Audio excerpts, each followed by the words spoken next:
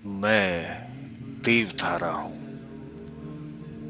एक दिन पार्वती जी ने शंकर जी से कहा, भगवान जी, अपने इस भक्त को कैलाश आने से रोक दीजिए, वरना किसी दिन मैं इसे अग्नि में भस्म कर दूंगी। यह जब भी आता है मैं बहुत असहज हो जाती हूँ। यह बात मुझे बिल्कुल भी पसंद नहीं।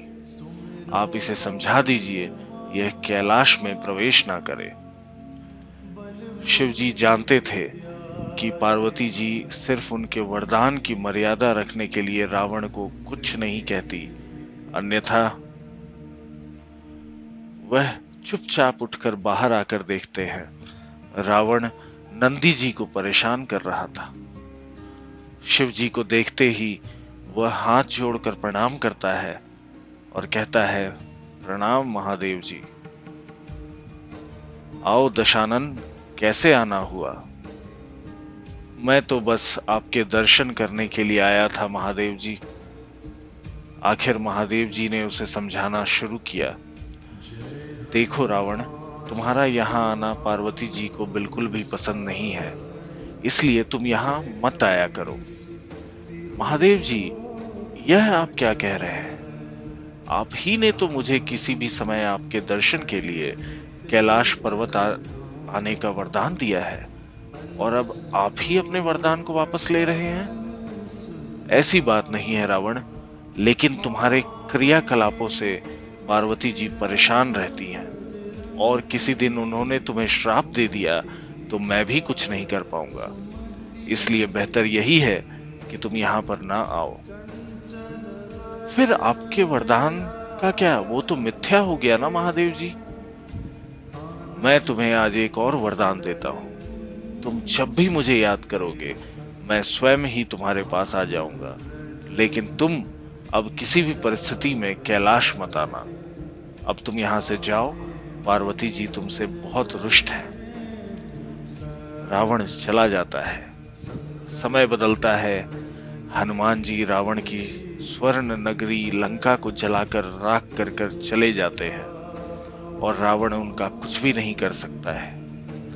वह सोचते सोचते परेशान हो जाता है कि आखिर उस हनुमान में इतनी शक्ति आई कहां से। परेशान होकर वह महल में ही स्थित शिवजी के मंदिर में जाकर शिवजी की प्रार्थना आरंभ करता है। जटाटवी गलल जलल प्रवाह पाववस्थले गलय वलंब लंबितां भुजंग तुम मालिकाम। उसकी प्रार्थना से शिवजी प्रसन्न होकर प्रकट होते हैं। रावण अभिभूत होकर उनके चरणों में गिर पड़ता है। कहो दशानन, कैसे हो? शिवजी पूछते हैं। आप अंतर्यामी हैं महादेव जी, सब कुछ जानते हैं। एक अकेले बंदर ने मेरी लंका को और मेरे दर्प को भी जलाकर राख कर दिया। मैं जानना चाहता हूँ कि यह बंदर जिसका नाम हनुमान है आखिर कौन है? और प्रभु जी, उसकी पूंछ तो और भी ज्यादा शक्तिशाली थी। किस तरह सहजता से मेरी लंका को जला दिया? मुझे बताइए कि यह हनुमान कौन है। शिव जी मुस्कुराते हुए रावण की बातें सुनते हैं और फिर बताते हैं कि रावण, यह हनुमान कोई और नहीं, मेरा ही रुद्र अवतार है। विष्णु जी ने जब यह निश्चय किया कि वे पृथ्वी पर अवतार लेंगे और माता लक्ष्मी जी भी साथ ही अवतरित होंगी, तो मेरी इच्छा हुई कि मैं भी उनकी लीलाओं का साक्षी बनूं। और जब मैंने अपना यह निश्चय पार्वती जी को बताया तो वो भी हट कर बैठी कि मैं भी आपके साथ ही रहूंगी। लेकिन यह समझ नहीं आया कि उस लीला में किस तरह भागीदार बनाया जाए। तब सभी देवताओं ने मिलकर मुझे यह मार्ग बताया, आप तो वानर बन जाइए और शक्ति स्वरूपा पार्वती देवी जी आपकी पूंछ के रूप में आपके साथ रहे, तभी आप दोनों साथ रह सकते हैं। और उसी अनुरूप मैंने हनुमान के रूप में जन्म लेकर राम जी की सेवा का व्रत रख लिया, और शक्ति रूपा पार्वती जी ने पूंछ के रूप में और उसी सेवा के फल स्वरूप तुम्हारी लंका का दहन किया। अब सुनो रावण, तुम्हारे उद्धार का समय आ गया है। अतः श्री राम जी के हाथों तुम्हारा उद्धार होगा।